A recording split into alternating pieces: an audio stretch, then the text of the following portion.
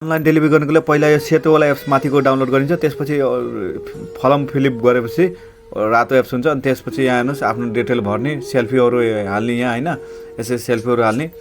सेल्फीहरू हालिसकेपछि अनि यहाँ पेमेन्ट गर्न भन्छ। यो पहिला अलिकति पैसा बुझाउनु पर्ने हुन्छ, या तपाईँ इन्स्टलमेन्टमा प्रत्येक महिना काटिने हिसाबले थोरै पैसा हुने। अनि आफ्नो बाइक सिलेक्ट गर्नुपर्छ, इभी हो कि के हो होइन। सिलेक्ट गरिसकेपछि यो फर्म फिलअप हुन्छ। फर्म फिलअप भएपछि तपाईँले वर्क एरिया छान्नुपर्ने हुन्छ। वर्क एरिया तपाईँको कुन हो, अब त्यो वर्क एरिया छान्नुहोस्। छानेपछि यसरी तपाईँको वर्किङ एरिया यसरी आउँछ है जोमेटोमा। अनि यो हरियो जति जम्मै वर्किङ एरिया, यहाँभित्र तपाईँको काम हुन्छ है त। कहिलेकाहीँ अलिक बाहिर पनि जानु। अनि अर्डरहरू यसरी आउँछ, यसरी पुरा अर्डर आउँछ। यो साइडको म्यापमा तपाईँले क्लिक गरेपछि तपाईँ लोकेसनमा, कस्टमरको लोकेसनमा जान सक्नुहुन्छ, साइडको हुन्छ। अनि तपाईँ कहिलेकाहीँ अर्डर दिँदा फेरि आउट अफ लोकेसन पनि हुन्छ, फेरि वापस आउन सकिन्छ।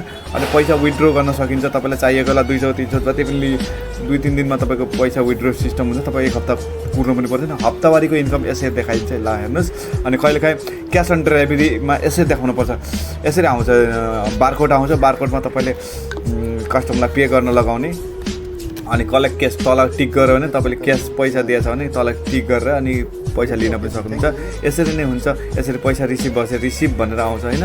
अनलाइन डेलिभरीको कामहरू यसरी नै हुन्छ। जस्तै बारकोडमा कस्टमरले स्क्यान गरेर दिएपछि रिसिभ गरेर आउँछ। यसरी नै जोमेटोको कामहरू गर्न सकिन्छ। Thank you.